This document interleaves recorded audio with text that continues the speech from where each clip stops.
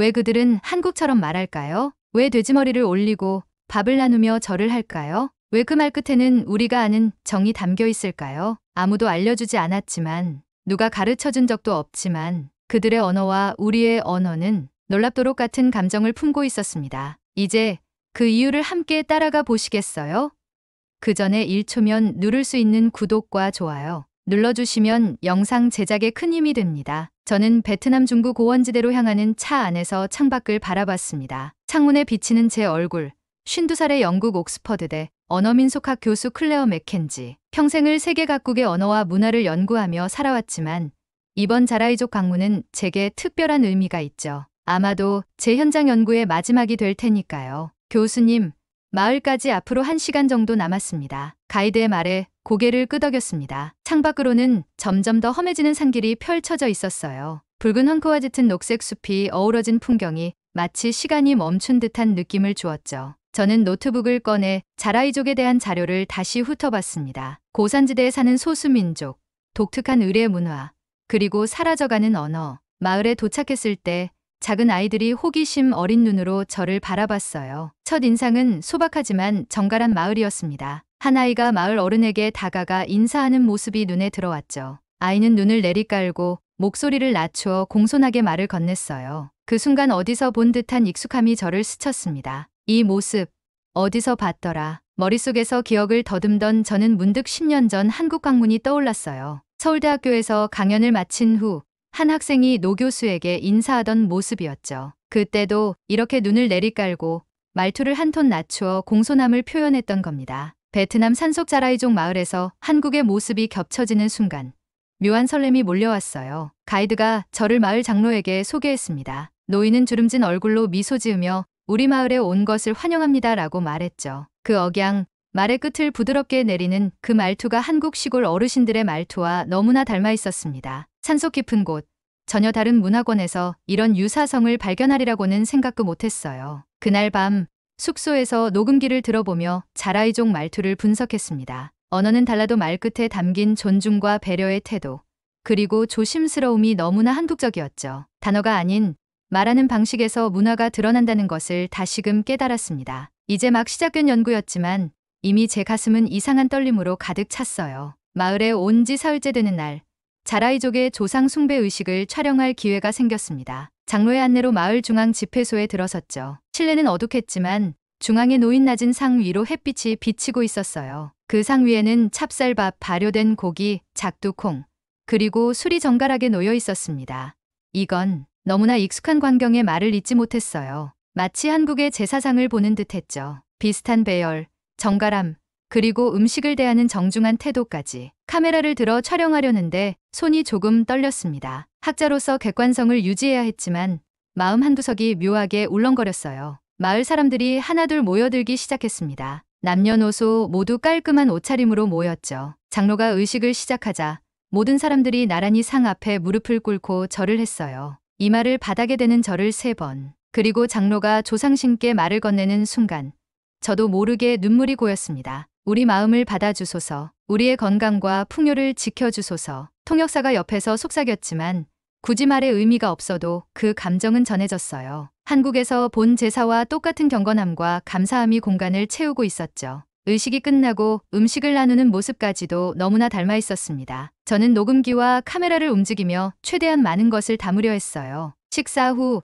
마을의 노장로가 저를 불러 이야기를 나누자고 했습니다. 차 한 잔을 앞에 두고 노인은 말을 이어갔죠. 우리 조상은 북쪽 산맥을 넘어왔다고 전해집니다. 아주 오래전 큰 전쟁을 피해서요. 제 심장이 빠르게 뛰었어요. 북쪽에서 내려왔다는 이야기는 마치 한국의 고구려 유민설과 겹쳐 보였습니다. 물론 학자로서 성급한 결론은 금물이지만 이런 유사성들이 우연으로만 보이지 않았어요. 그래서 우리는 항상 북쪽을 향해 제사를 지냅니다. 우리의 뿌리가 그곳에 있으니까요. 장로의 말을 녹음하며 저는 마음속으로 정리했죠. 제사 문화, 말투, 그리고 북방에서의 이주 전설까지. 이 모든 것이 한국 문화와 묘하게 겹쳐졌습니다. 학문적 호기심을 넘어 이제는 가슴 깊은 곳에서 무언가가 울리는 것 같았어요. 일주일이 지나면서 저는 자라이족의 언어를 조금씩 이해하기 시작했습니다. 단어 자체보다 말투와 억양에 더 집중했죠. 그들의 말끝은 항상 부드럽게 내려갔어요. 특히 감정을 표현할 때는 직접적이기보다 간접적이고 조심스러웠습니다. 오늘은 마을 여성들이 천을 짜는 모습을 관찰했어요. 한 젊은 여성이 나이 든 여성에게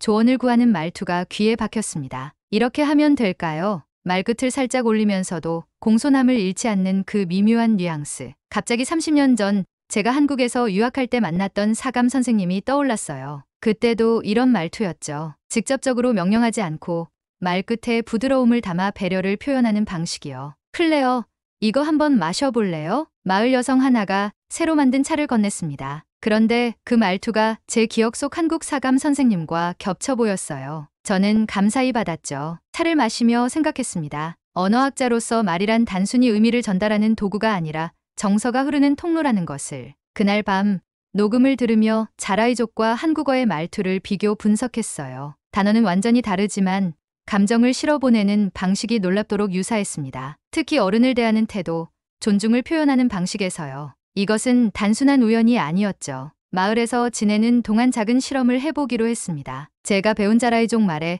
한국식 말투를 입혀 마을 사람들과 대화를 시도했어요. 놀랍게도 그들은 더 친근하게 느끼는 듯했습니다. 마치 제가 그들의 말을 오래 연습한 것처럼요. 말투가 참 좋네요. 마치 우리 마을 사람 같아요. 마을 장로가 웃으며 말했죠. 저는 그제서야 깨달았어요. 단어보다 말투에서 먼저 감정을 느끼는 언어. 자라이족과 한국어는 둘 다 말끝으로 마음을 흘려보내는 언어였습니다. 이건 문법이나 어휘의 문제가 아니라 정서의 문제였어요. 저는 밤하늘의 별을 바라보며 생각했습니다. 아마 언어는 우리가 생각했던 것보다 더 깊은 곳에서 민족의 기억과 정서를 담아내고 있는지도 모르겠다고요. 그리고 그 깊은 곳에서 자라이족과 한국은 어떤 연결점을 공유하고 있는 것 같았습니다. 이 발견이 단순한 학문적 호기심을 넘어서 제 마음을 움직이고 있었어요. 영국으로 돌아온 지 일주일이 지났습니다. 옥스퍼드의 제 연구실은 자라이족 자료들로 가득 찼어요. 녹음 파일, 사진, 필드 노트까지. 이제 이 모든 자료를 정리해 학회 발표를 준비해야 했죠. 그런데 머릿속이 복잡했습니다. 정서, 구조, 비교.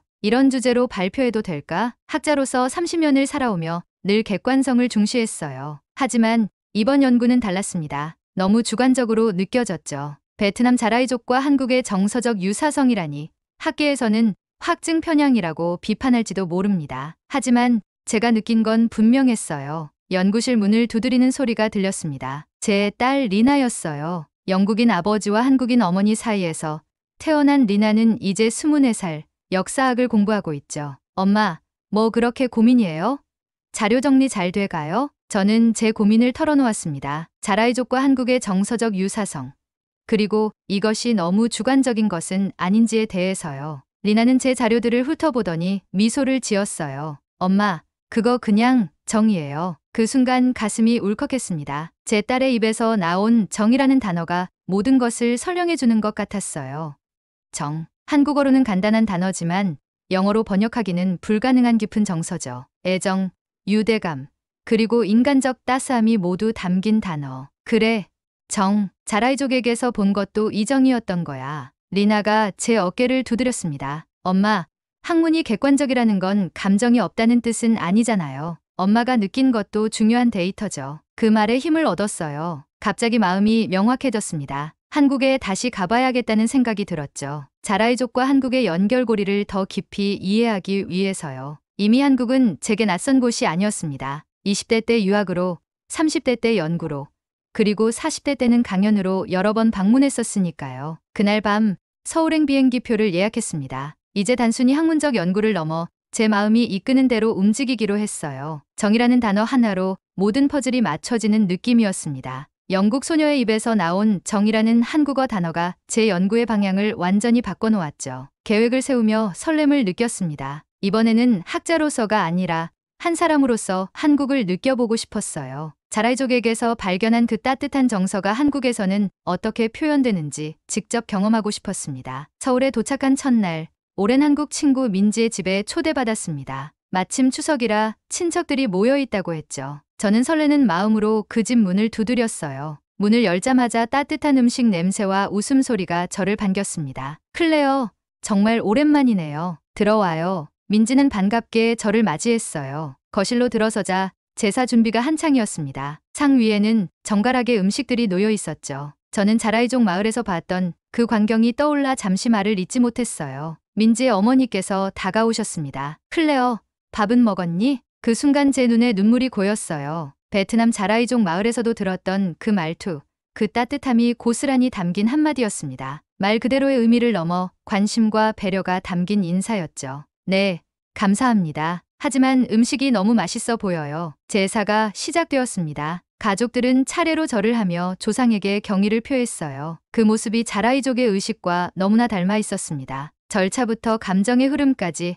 마치 거울을 보는 듯했죠. 식사 시간, 민지의 작은 조카가 할머니, 이거 먼저 드세요라고 말하는 모습에서 자라이족 아이들이 어른을 공경하는 모습이 겹쳐 보였어요. 말투에 담긴 존중과 애정이 똑같았습니다. 민지에게 자라이족 이야기를 했더니 흥미로워했어요. 그들의 말투가 정말 우리와 비슷하다고요? 저는 녹음을 들려주었습니다. 언어는 달라도 말끝의 억양, 목소리를 낮추는 방식, 공손함을 표현하는 태도가 한국어와 놀랍도록 유사했어요. 민지도 그 유사성에 놀랐죠. 이건 정말 신기해요. 마치 우리말을 다른 단어로 하는 것 같아요. 밤이 깊어갈수록 더 많은 이야기를 나눴습니다. 한국의 정서, 특히 정에 대해 더 깊이 이해하게 되었어요. 그리고 자라이족에게서 느꼈던 그 감정이 바로 이 정이었다는 확신이 들었습니다. 민지의 어머니께서 작별 인사로 다음에 또 와요라고 하셨을 때 저는 그 말이 단순한 인사가 아니라 진심 어린 초대라는 것을 알았어요. 자라이족 장로가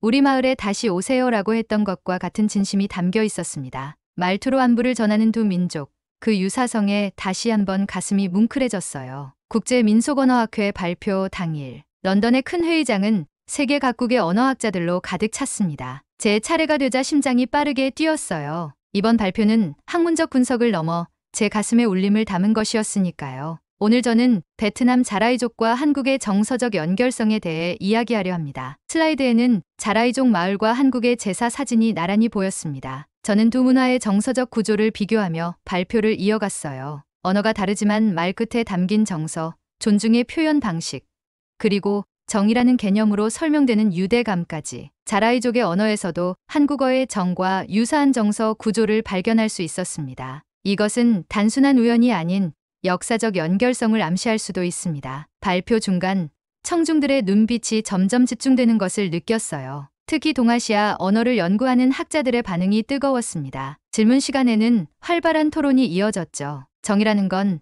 말끝에서 드러나는 기억의 구조입니다. 단어가 아니라 말하는 방식, 태도, 그리고 무언가를 함께 나누려는 마음에서 표현되는 것이죠. 발표가 끝나고 많은 학자들이 다가왔습니다. 그중 한독계 미국인 교수 김 박사가 제 손을 꼭 잡았어요. 클레어, 드디어 누군가 이걸 말해줬군요. 저도 오랫동안 느껴왔던 건데 이렇게 체계적으로 분석한 건 처음 봤어요. 그 말에 큰 용기를 얻었습니다. 제 연구가 단순한 주관적 관찰이 아니라 의미 있는 발견일 수 있다는 확신이 들었어요. 학회 참가자들의 기립박수는 제게 큰 감동이었습니다. 발표 후 리셉션에서는 여러 나라 학자들과 더 깊은 대화를 나눴어요. 일본, 몽골, 심지어 티베트 언어 연구자들도 비슷한 정서적 패턴을 그들의 연구 분야에서 발견했다고 했습니다. 마치 큰 퍼즐의 조각들이 하나둘 맞춰지는 느낌이었죠. 그날 밤 호텔로 돌아오며 생각했습니다. 이제 정서로 민족 구조를 분석하는 새로운 연구의 시작점에 서 있다는 것을요. 그리고 그 중심에는 정이라는 개념이 있었어요. 자라이족과 한국을 잇는 보이지 않는 다리. 그것은 바로 말끝에 담긴 정이었습니다. 학회 발표 후 6개월, 저는 다시 자라이족 마을을 찾았습니다. 이번에는 더 명확한 질문들을 가지고 왔어요. 마을에 들어서자 아이들이 저를 알아보고 뛰어왔습니다. 클레아야, 제 이름을 부르는 그 말투에 미소가 지어졌어요. 한국에서도 이렇게 이름 뒤에 야를 붙여 친근함을 표현하죠. 저는 준비해간 작은 선물들을 아이들에게 나눠주었습니다. 마을 장로는 저를 반갑게 맞아주셨어요. 돌아올 줄 알았습니다. 우리 마을이 그리웠나요? 그 말투, 그 미소, 그리고 그 따뜻함. 한국의 시골 마을에서 느낄 수 있는 것과 같은 정서였습니다. 저는 지난번보다 더 유창해진 자라이족 언어로 대화를 시도했어요. 실수투성이었지만 마을 사람들은 제 노력에 따뜻하게 웃어주었죠. 이번 방문에서는 특별히 말투와 억양에 집중해 연구했습니다. 자라이족 언어의 억양 패턴을 녹음하고 한국어와 비교 분석했어요. 놀랍게도 감정을 표현할 때의 억양 곡선이 매우 유사했습니다. 특히 존중, 그리움, 그리고 애정을 표현할 때요. 마을에서 열린 작은 축제에 참여했습니다. 사람들이 모여 음식을 나누고 이야기를 나누는 모습이 한국의 마을 잔치와 너무 닮아 있었어요. 한 노인이 제게 먼저 음식을 권하며 말했습니다. 많이 드세요. 우리 마을의 맛이니까요. 그 순간 제 사상 앞에서 정말 너희는 한국과 닮았구나 라고 중얼거렸어요. 외국인인 제가 말끝에서 정을 느끼는 순간이었습니다. 언어는 달라도 그 안에 담긴 마음은 같았어요. 마을 여성들과 함께 천을 짜는 법을 배우면서 대화를 나눴습니다. 그들의 삶 이야기, 조상에 대한 이야기, 그리고 북쪽에서 왔다는 전설까지 모든 이야기가 한국의 역사와 묘하게 겹쳐지는 지점이 있었어요. 해가 질 무렵 마을 언덕에 올라 풍경을 바라봤습니다. 자라이족 마을과 제가 방문했던 한국의 시골 마을이 마음속에서 하나로 겹쳐졌어요. 문화는 말이 아니라 태도라는 생각이 더욱 확고해졌습니다. 마지막 날 마을 사람들이 작별 인사를 해주러 모였어요. 아이들은 제가 가르쳐준 한국어 인사를 서툴게 따라했습니다. 안녕히 가세요. 그 말투에 담긴 따스함이 제 가슴을 적셨죠. 마을 장로는 제게 자라이족 전통천으로 만든 작은 주머니를 선물했어요. 이 안에 우리의 말을 담아가세요. 말은 바람처럼 사라지지만 그 안에 담긴 마음은 영원합니다. 통역의 도움을 받아 이해한 그 말의 깊은 울림을 느꼈습니다. 말은 사라져도 그 안에 담긴 정은 남는다는 의미였어요. 저는 고개를 숙여 감사의 인사를 전했습니다. 더 이상 연구자로서가 아니라 이 마을과 정을 나눈 한 사람으로서요. 옥스퍼드로 돌아온 후 저는 곧바로 민족언어연구소에 새로운 제안서를 제출했습니다. 정서언어연구소 설립에 관한 내용이었죠. 연구소장은 처음에는 회의적이었어요. 하지만 제가 가져온 자료들, 녹음, 영상, 그리고 분석 데이터를 보고는 생각을 바꿨습니다. 클레어, 이건 정말 놀라운 발견이에요. 언어학의 새로운 지평을 열 수 있을 것 같습니다. 연구소 한쪽 벽에 전시회를 열었어요. 한국의 가족 사진과 자라이족의 제사 사진을 나란히 전시했죠. 방문객들은 두 문화의 유사성에 놀라워했습니다. 특히 표정, 자세, 그리고 의례의 진행 방식까지 닮아 있다는 점에요. 교수님, 이 두 문화의 연결점이 정확히 무엇인가요? 한 학생이 물었습니다. 저는 잠시 생각에 잠겼어요. 그리고 확신을 담아 대답했습니다. 이제 이 감정을 어떻게 부를지 알아요. 정이에요. 정. 단순한 한국어 단어가 아니라 인간 정서의 보편적 형태를 가장 잘 표현한 개념이었습니다. 자라이족과 한국 문화를 잇는 보이지 않는 실처럼 느껴졌어요. 새로운 연구 프로젝트는 빠르게 진행되었습니다. 이제는 단순히 베트남과 한국만이 아니라 동아시아 여러 문화권의 정서 구조를 비교 연구하기 시작했어요. 몽골, 티베트, 심지어 시베리아 소수민족까지. 놀랍게도 정의 흔적은 여러 곳에서 발견되었습니다. 교내 세미나에서 제 연구 결과를 발표했을 때 청중 중 한 노교수가 질문했어요. 맥켄지 교수, 당신의 연구는 매우 흥미롭습니다만 이 정이라는 개념이 서구 언어에는 없다고 생각하시나요? 저는 미소 지으며 대답했습니다. 정은 모든 인간에게 있어요. 다만 우리가 그것에 이름을 붙이지 못했을 뿐입니다. 한국어는 이 복잡한 정서의 완벽한 이름을 가지고 있었던 거죠. 연구가 깊어질수록 더 넓은 맥락이 보였습니다. 아마도 이것은 고대 북방 민족의 이동과 관련이 있을지도 모른다는 가설도 세웠어요. 고구려인들이 남하하면서 동아시아 여러 지역에 퍼진 문화적 유산일 수도 있다는 생각이 들었죠. 리나가 연구실에 들러 제 일을 도와주었습니다. 딸의 한국어 실력은 저보다 훨씬 뛰어났어요. 리나는 자료를 정리하며 말했습니다. 아빠의 연구가 정말 자랑스러워요. 아빠는 단어가 아니라 마음을 연구하고 있어요. 그 말에 깊은 감동을 느꼈습니다. 정은 단지 한국의 단어가 아니라 사람의 방식이었어요. 그리고 제가 자라이족에게서 발견한 것도 바로 그 사람의 방식이었습니다. 지금도 저는 종종 베트남 보원지대 자라이족 마을에서 받은 작은 주머니를 꺼내 봅니다. 그 안에는 말이 아닌 마음이 담겨 있다고 생각하며요. 언어학자로서의 제 여정은 이제 새로운 방향으로 나아가고 있습니다. 단어를 넘어 말끝에 담긴 기억의 구조를 찾아가는 여정이죠. 그리고 그 여정의 중심에는 항상 정이 있습니다. 이름 붙이지 못했던 그 감정, 이제는 제 연구와 삶의 중심이 된 그 따뜻한 개념이요. 여러분은 이 이야기를 듣고 어떤 생각이 드셨나요? 여러분의 생각을 아래 댓글에 남겨주세요. 그리고 감동적인 사연을 주변 사람들과 공유하고 함께 이야기 나눠보세요. 마지막으로 1초밖에 걸리지 않는 구독과 좋아요, 알림 설정은 영상 제작에 큰 힘이 됩니다.